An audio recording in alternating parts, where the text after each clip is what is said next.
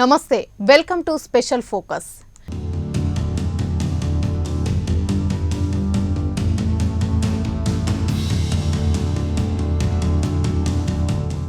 2020 match ఆడుకుంది 2020వ సంవత్సరం. కరోనా మహమ్మారి ఏ రూపంలో వస్తుందో, ఎవరిని వాటేసుకుంటుందో, ఎవరిని కాటేస్తుందో తెలియని అయోమయంలో పెట్టి కోట్లాది మంది బతుకులను బజారు పాలు చేసింది. అది అందరికీ తెలిసిందే. కానీ విజన్ 2020 అని ఎప్పటి నుంచి కలలు కన్న చంద్రబాబును రాజకీయంగా దివాలా తీయించింది. అధికారంలో ఉన్నప్పటికీ వైఎస్ జగన్ ను ఇక్కట్లు పాల్చేసింది. కాకపోతే బాబు కంటే జగన్ది పైచేయి అంతే. ఈ నేపథ్యంలో కరోనా నామ సంవత్సరంగా మిగిలిపోనున్న 2020వ సంవత్సరంలో ఏపీలో అధికార పక్ష నేత, ప్రతిపక్ష నేతల రాజకీయంగా ఎదుర్కొన్న ఒడిదుడుకులపై ప్రైమ్ 9 న్యూస్ ప్రత్యేక కథనం.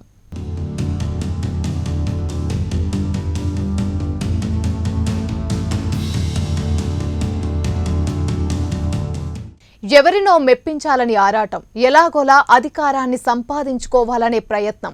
ఈ ప్రయత్నంలో అడ్డదారులను వెతుకుతున్నారు. కానీ అసలు దారిని మరిచారు. బహుశా తెలుగుదేశం అధినేత చంద్రబాబు తన రాజకీయ చరిత్రలో అడ్డదారిలో సాధించిన విజయాలే ఎక్కువ.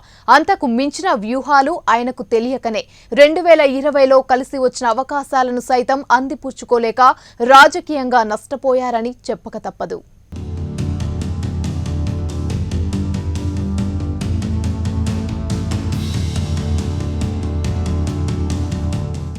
చంద్రబాబు మార్క్స్ పాలిటిక్స్ కు కాలం చెల్లిందనే చెప్పాలి.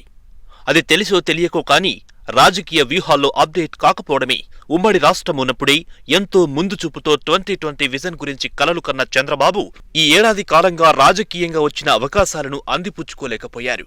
పాత రాజకీయ తంత్రాలను నమ్ముకున్నారు. కుతంత్రాలు చేసి అధికారాన్ని మళ్లీ అందుకోవాలని తపన తప్ప చంద్రబాబును ప్రతిపక్షంలో కూర్చోపెట్టింది 2019. అయినా ఆయన పాత చింతకాయ విధానాలనే అవలంబించి 2020 సంవత్సర కాలంలో కష్టాల పాలు కాక తప్పలేదు.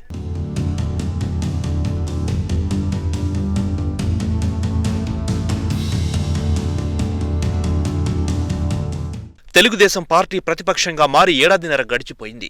ఈ క్రమంలో చంద్రబాబు నాయుడు పనితీరును ఓసారి పరిశీలిస్తే, ఆయన ఇటీవల అసెంబ్లీ సమావేశాల సందర్భంగా ప్రెస్ మీట్లలో స్పందించిన తీరును గమనిస్తే ఆయన మారలేదు అన్న విషయం స్పష్టమైంది.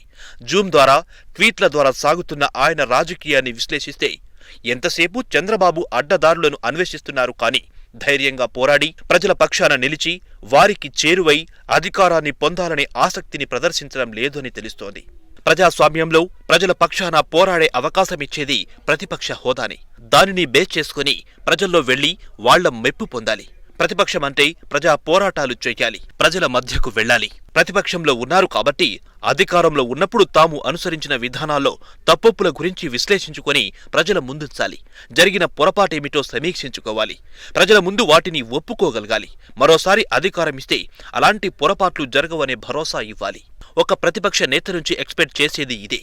మరి చంద్రబాబు ఈ ఏడాది కాలంలో ఏం చేస్తున్నారంటే, వైఎస్ఆర్ కాంగ్రెస్ పార్టీ గత ఎన్నికల్లో సాధించిన విజయాన్ని తక్కువ చేసి మాట్లాడడమే పనిగా పెట్టుకున్నారు.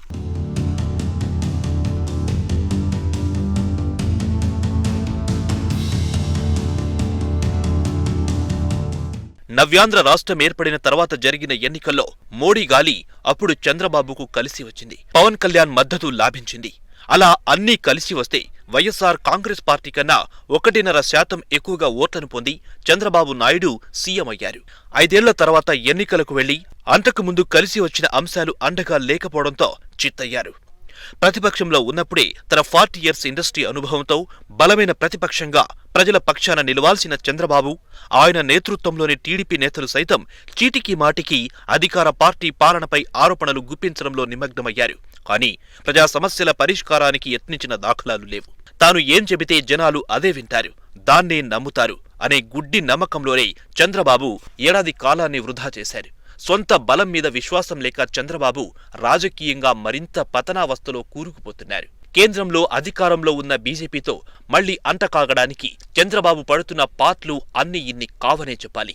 ఎలాగోలా మళ్లీ మోడీ పంచెన చేరాలనేది చంద్రబాబు నాయుడి ప్రయత్నం. అయితే మోడీ ముందు సాగిలపడే అవకాశమే దక్కలేదు. ఆ అవకాశాన్ని సృష్టించుకోవడానికి చంద్రబాబు నాయుడు ఇప్పటికీ 3 రాజ్యసభ సభ్యులను కూడా బీజేపీలోకి పంపించేశారు. మోడీకి అనుకూల భజన చేస్తూ ఉన్నారు.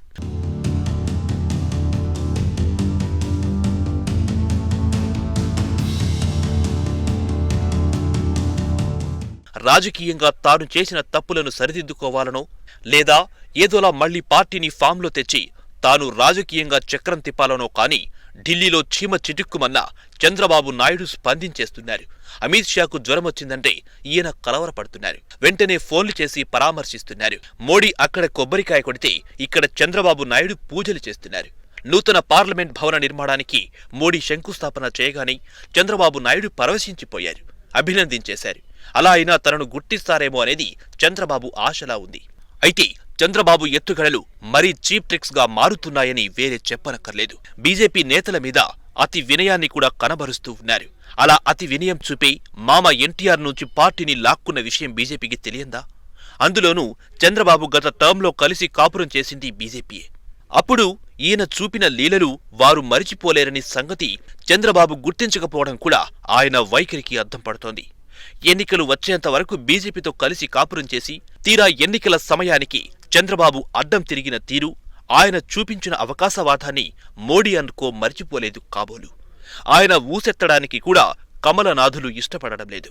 ఎన్నికలకు ముందు బీజేపీని తిట్టి కాంగ్రెస్ను పొగిడి ఇప్పుడు మళ్లీ మోడీ భజన చేస్తున్న చంద్రబాబు అటూ ఇటూ ఎటూ కాకుండా పోయారు. కాని చంద్రబాబు మాత్రం బీజేపీకి దగ్గరైతే తప్ప తను గెలవలేనన్నట్లుగా వ్యవహరిస్తూ ఉన్నారు. ఆ పార్టీని ఆకట్టుకోవడానికి చీప్ ట్రిక్స్ అన్నీ ప్రయోగిస్తున్నారు. ఎవరో రావాలి, తనను గెలిపించాలన్నట్టుగా చంద్రబాబు నాయుడు వ్యవహరిస్తున్న తీరు టీడీపీ భవితవ్యాన్నే ప్రశ్నార్థకంగా మారుస్తోంది. ఇది ఆయన రాజకీయ జీవితంలో ఘోర వైఫల్యంగా చెప్పుకోవచ్చు. ప్రభుత్వం ఉన్నాక దానిపై అసంతృప్త వర్గాలు ఉండనే ఉంటాయి. వాటినే ప్రతిపక్షం కలుపుకుపోవాలి. టీడీపీ నుంచి అలాంటి ప్రయత్నాలు లేవు. ముందు ముందు ఉండే అవకాశాలు కూడా కనిపించడం లేదు. ఎందుకంటే సొంతంగా పోరాడే శక్తి, ఓపిక, చాతుర్యం, ఉత్సాహం, ఆసక్తి ఇవేమీ చంద్రబాబులో కనిపించడం లేదు. ఆయన అడ్డదారులనే నమ్ముకున్నారు, అలానే మాట్లాడుతున్నారు. ఇక చంద్రబాబు తనయుడి సంగతి వేరే చెప్పనక్కర్లేదు.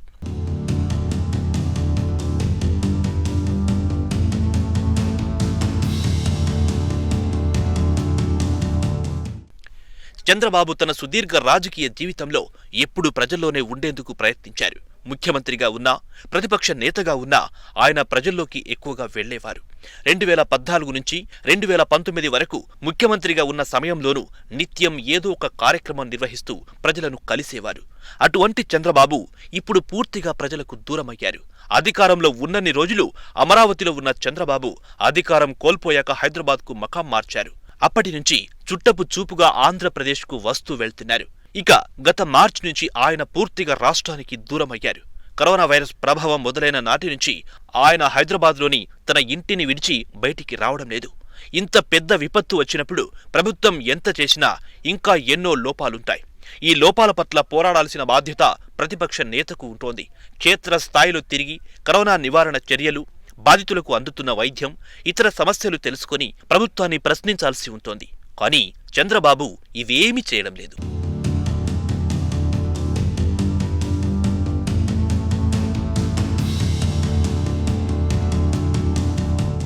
కేవలం ఆయన రోజుకో ట్వీట్ చేస్తున్నారు. 2-3 రోజులకోసారి జూమ్ ద్వారా తన ఇంట్లో నుంచే ప్రెస్ మీట్ పెట్టి ఊరుకుంటున్నారు. క్షేత్రస్థాయిలో తిరగకుండా హైదరాబాద్లోనే ఉంటూ ఆంధ్రప్రదేశ్లోని పరిస్థితులపై ఆయన మాట్లాడితే పెద్దగా విలువ ఉండదు. బహుశా చంద్రబాబు నాయుడు వయసు రీత్యా ఆయన కరోనా జాగ్రత్త చర్యల్లో భాగంగా బయటికి రావడం మానుకున్నారేమో. కానీ టీడీపీలో నెంబర్ 2గా భవిష్యత్తు నేతగా ఉన్న నారా లోకేష్ అయినా ఆంధ్రప్రదేశ్లో ఉంటూ క్షేత్రస్థాయిలో ఉంటూ పనిచేయాల్సిన అవసరం ఉంది. కానీ ఆయన కూడా ఈ పని చేయడం లేదు. కనీసం ప్రమాదాలు జరిగినప్పుడు బాధితులను పరామర్శించడం ప్రతిపక్షాలు చేసే పని. కానీ విశాఖపట్నం, విజయవాడలో భారీ ప్రమాదాలు జరిగిన క్షతగాత్రులను, మృతుల కుటుంబాలను చంద్రబాబు, లోకేష్ కనీసం కలవలేదు. ప్రభుత్వం తీసుకుంటున్న విధానపరమైన నిర్ణయాలు, పథకాల అమలులో లోపాలు తెలుసుకోవడం, వాటిని ప్రశ్నించడం, ప్రజల్లోకి తీసుకెళ్లడంలో తెలుగుదేశం పార్టీ పూర్తిగా వెనుకపడిపోయింది. కేవలం ట్విట్టర్, జూమ్కే చంద్రబాబు నాయుడు, లోకేష్ పరిమితమవుతున్నారు. ఈ విషయంలో టీడీపీ సీనియర్ నేతల్లోనూ అసంతృప్తి ఉంది.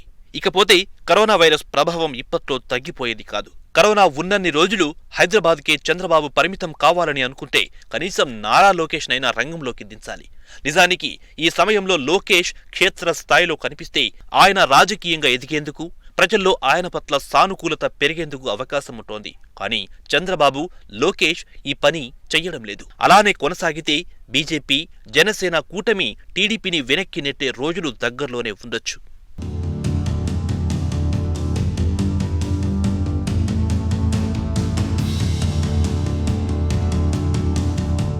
మరోవైపు ఏపీలో చోటు చేసుకున్న విశాఖ విషాదం లాంటి సంఘటనల విషయంలోనూ చంద్రబాబు బాధితులను పరామర్శించిన దాఖలాలు లేవు.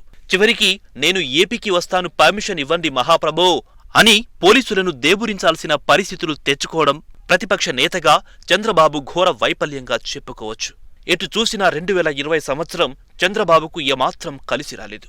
కలిసి వచ్చిన అవకాశాలను చంద్రన్న అందిపుచ్చుకోలేదు. మరి 2021 సంవత్సరమైనా బాబుకు కలిసి వస్తుందో లేదో వేచి చూద్దాం.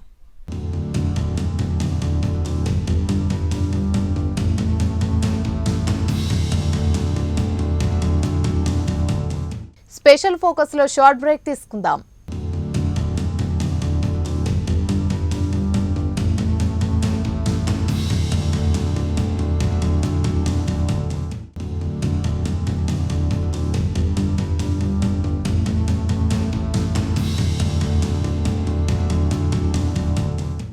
Welcome back to special focus.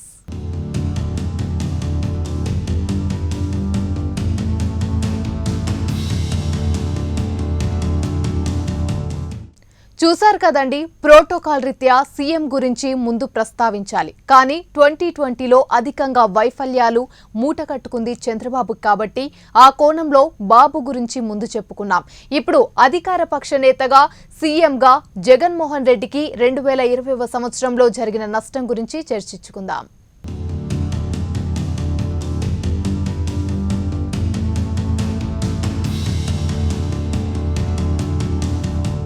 పోలవరమన్నా, Godavari జలాలు కృష్ణకు తరలించామని చెప్పుకున్న రాజధాని పేరుతో సాగిన వేలాది ఎకరాల భూసేకరణ గత ఎన్నికల్లో తెలుగు తమ్ముళ్లకు దిమ్మ తిరిగి బొమ్మ కనిపించేలా చేసింది.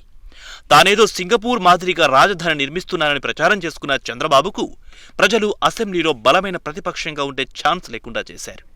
151 స్థానాల్లో విజయం సాధించి వైసీపీ అధికారంలోకి రావడంతో చంద్రబాబు రాజకీయ చాణిక్యానికి ఎదురుదెబ్బ తగిలినట్లయింది. వైసీపీ అధికారంలోకి రాగానే చంద్రబాబుకు ఊపిరి పీల్చుకోకుండా దెబ్బ మీద దెబ్బ కొడుతూనే ఉన్నారు. ప్రజా రాజధాని అంటూ చంద్రబాబు భవనాలు నిర్మిస్తున్నా అమరావతి ప్రాంతం బహుళ అంతస్తుల కట్టడాలకు అనువైంది కాదని, కృష్ణమ్మ ఆగ్రహిస్తే ముంపుకు గురవుతుందని, తెలంగాణ లాంటి ప్రత్యేక ఉద్యమాలు రాకుండా ఉండాలంటే అభివృద్ధి వికేంద్రీకరణ జరగాలని చెప్పిన శివరామకృష్ణన్ కమిటీ నివేదికను తుంగలో తొక్కి కర్నూలులో హైకోర్టు పెట్టాలని కోరిన బీజేపీ మాటలు పెడచెవిన పెట్టిన చంద్రబాబుకు 3 రాజధానుల పేరుతో జగన్ చుక్కలు చూపిస్తున్నారు. ఇంతకాలం బాబు రాజకీయ బినామీగా ఆరోపణలు ఎదుర్కొంటున్న జనసేన అధినేత పవన్ సైతం బీజేపీ పంచన చేరిపోయారు. ఇదే జగన్కు సీఎంగా ప్రప్రథమంగా అంది వచ్చిన అవకాశం.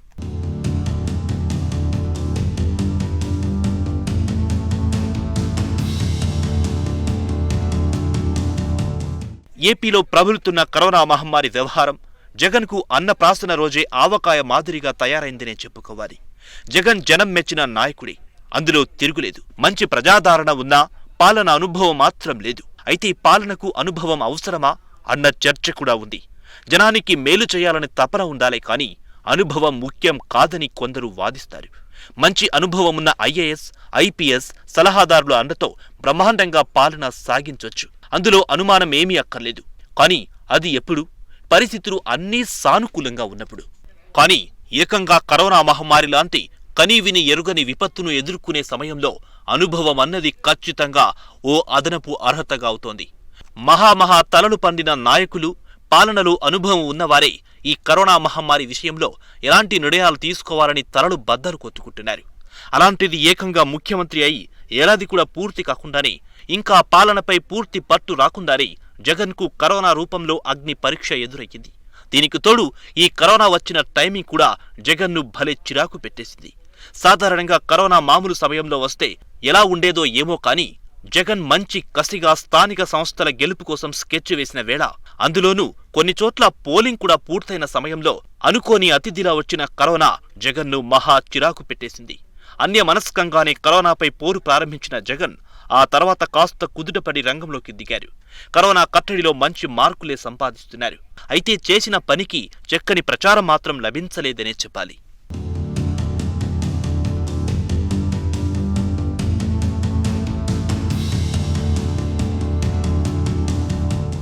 మరోవైపు ఊపిరాడని విశాఖ విషాదం జగన్ పాలనలో 2020 సంవత్సరంలో జరిగిన మరో దుర్ఘటన.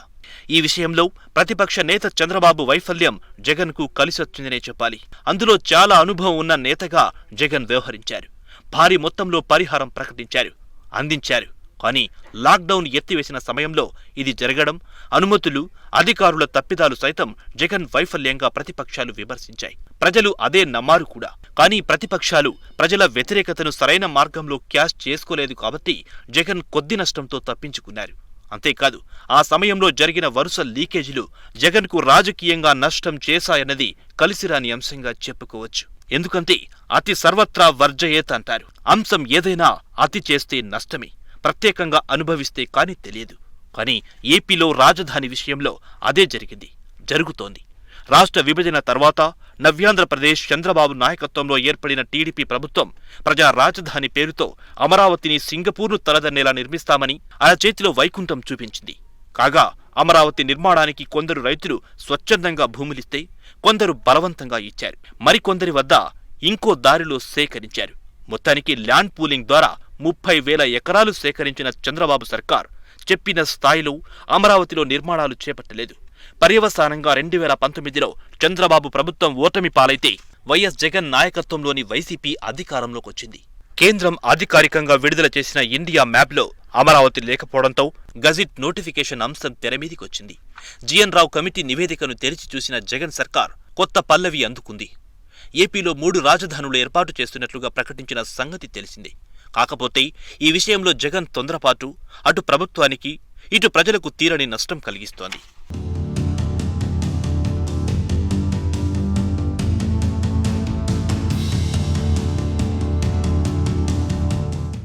జగన్ తొందరపాటును క్యాష్ చేసుకునేందుకు అధికార పార్టీ 3 రాజధానులకు అనుకూలంగా టీడీపీ అధినేత చంద్రబాబు అనుకో రైతులను అడ్డం పెట్టుకుని అతిగా స్పందించడం మొదలుపెట్టింది. అధికార విపక్షాలు అతిగా స్పందిస్తున్నాయి. ఎవరూ నిజాలు ప్రజలకు అర్థమయ్యేలా చెప్పడంలో అధికార పార్టీ విఫలమయ్యింది.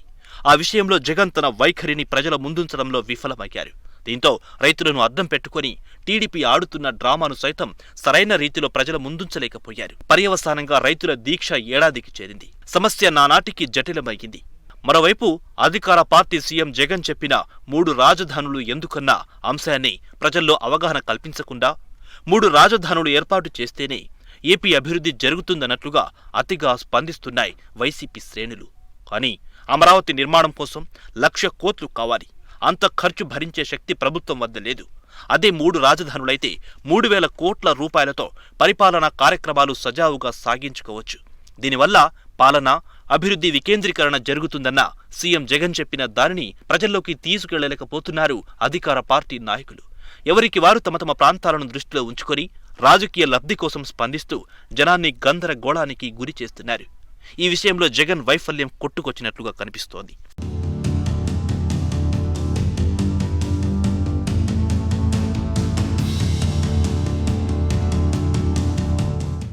పద్నాలుగేళ్లు ముఖ్యమంత్రిగా పనిచేసిన వ్యక్తి, సుదీర్ఘ కాలం ప్రతిపక్ష నేతగా పనిచేసిన వ్యక్తి చంద్రబాబు నన్ను మీరేం పీకలేరు అంటూ ప్రభుత్వాన్ని ఉద్దేశించి ప్రశ్నించడం కంటే వైఫల్యం మరేముంటుంది? మీ ఆటలు నా దగ్గర చెల్లవంటూ అమరావతిలో టీడీపీ అధినేత చంద్రబాబు చేసిన వ్యాఖ్యలు, ఈ క్రమంలో చంద్రబాబు నోరు జారిన వైనం కూడా ప్రతిపక్ష నేతగా ఆయన వైఫల్యానికి మచ్చు తునకలు. ఈ నోరుజారుడు రాజకీయాలే భవిష్యత్తులో భారీ నష్టం కలిగిస్తాయి. వాస్తవానికి అమరావతి అద్భుతంగా కాకపోయినా 5 ఏళ్లలో ఓ మోస్తారైనా చంద్రబాబు నిర్మించి ఉంటే ఇప్పుడు చంద్రబాబుకు ఈ దుస్థితి వచ్చేది కాదు. దీనినే జగన్ క్యాష్ చేసుకున్నారు. 3 రాజధానులు అన్నారు. అమరావతిలో ఇన్సైడ్ ట్రేడింగ్ జరిగిందంటూ అందులోనూ అవినీతిని బయటికి తీసే కసిలో వేగంగా కదిలారు. అదే ఆయనకు ఇబ్బందులు తెచ్చిపెట్టింది. రైతుల దీక్షకు అండగా నిలిచిన రాజకీయ పార్టీలు దారిని ఒక విధంగా జగన్కు తలనొప్పి తెచ్చిపెట్టింది. అక్కడి నుంచి జగన్ దూకుడు చర్యల కారణంగా కోర్టులు, కేసులతో సరిపోయింది.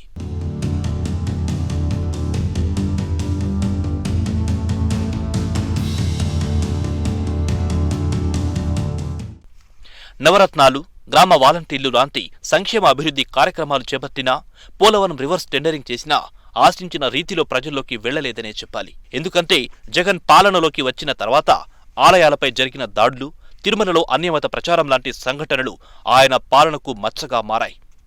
పైగా గ్రామ సచివాలయాలకు వేసిన పార్టీ రంగులు సైతం ఆయనకు కీడు చేశాయి. తిరుగులేని మెజారిటీ ఇచ్చిన ప్రజల్లో అనతి కాలంలోనే కాస్తో కూస్తో వ్యతిరేకత మూటగట్టాయి. దీనికి తోడు కరోనా ముంగిట్లో దూసుకొచ్చిన స్థానిక సంస్థల ఎన్నికలు సైతం జగన్కు కీడు చేశాయని చెప్పొచ్చు.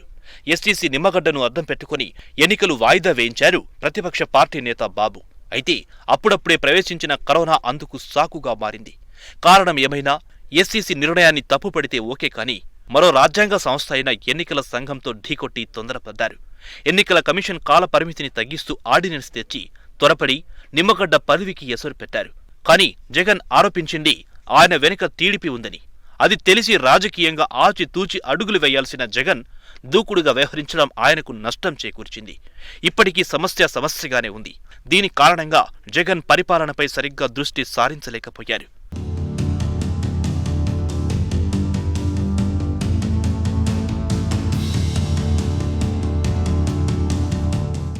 మరోవైపు వైసీపీ అధికారంలోకొచ్చిన నాటి నుంచి చంద్రబాబు అతి చమక్కులు, దానికి ప్రతిగా వైసీపీ నేతల కిక్కికించే మాటలతో రాజకీయంగా నిత్యం నూతనంగా సాగుతుందనే చెప్పాలి. మంత్రి కొడాలి నాని వీరంగా మాడేస్తారు, బూతులు తిట్టేస్తారు. కొడాలి నాని తానొక మంత్రినన్న విఘ్నతను ఆయన కోల్పోయి సభ్య సమాజానికి ఏం సంకేతాలు పంపుతున్నారు? ఈ విషయంలో జగన్ మాత్రం దృష్టి సారించలేకపోవడం, ఇలాంటి వారిని కంట్రోల్లో పెట్టలేకపోవడం.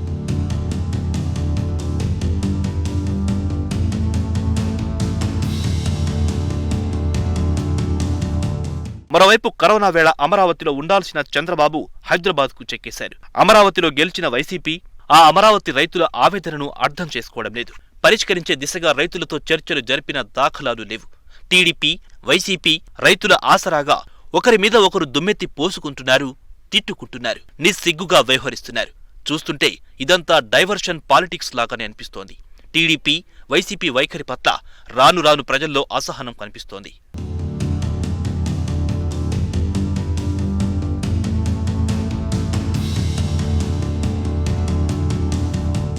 వైసీపీ, టీడీపీ మధ్య ఏదో ఒప్పందం లేకపోతే 1,00,000 కోట్ల అవినీతి అమరావతిలో జరిగిందని ఆరోపిస్తున్న వైసీపీ 18 నెలల పాలనలో చంద్రబాబు అన్ టీంను ఎందుకు జైలుకు పంపలేకపోయిందన్న సందేహం ఇప్పుడిప్పుడే ప్రజల్లో కలుగుతోంది. అది పెరిగి పెద్దయితే మాత్రం జగన్కు రాజకీయంగా భారీ నష్టం కలిగే ఛాన్స్ లేకపోలేదు. మరోవైపు జగన్ తీసుకున్న ప్రతి నిర్ణయాన్ని తప్పుబడుతూ గల్లీ నుంచి ఢిల్లీ వరకు కోర్టు కేసులు దాఖలు కావడం, దాని నుంచి బయటపడేందుకు ప్రభుత్వం ప్రయత్నించడం లాంటివి జగన్తో 2020 మ్యాచ్ ఆడుకున్నాయని చెప్పుకోవాల్సిందే. కోర్టు కేసులు జగన్ చెయ్యాలనుకున్న అభివృద్ధికి అడ్డంకిగా మారాయి. అది ఈ ఏడాది జగన్కు అత్యంత త్వరగా కోలుకోలేని నష్టం చేసిందని అంగీకరించక తప్పని చేదు నిజం.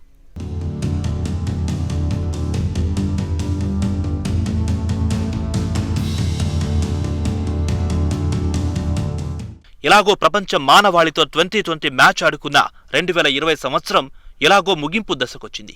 ఇప్పుడైనా అటు అధికార పక్ష నేత, ఇటు ప్రతిపక్ష నేత ఈ ఏడాది తాము చవిచూసిన వైఫల్యాలకు కారణాలను సమీక్షించుకొని 2021లోనైనా ప్రజా సంక్షేమం కోసం పాటుపడాల్సిన అవసరం ఉంటుందంటున్నారు రాజకీయ విశ్లేషకులు.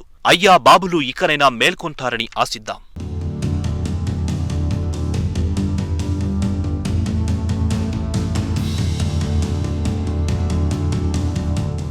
ఇది ఇవాల్టి స్పెషల్ ఫోకస్. చూస్తూనే ఉండండి ప్రైమ్ 9 న్యూస్. నిజం ఇదే మా ఇజం.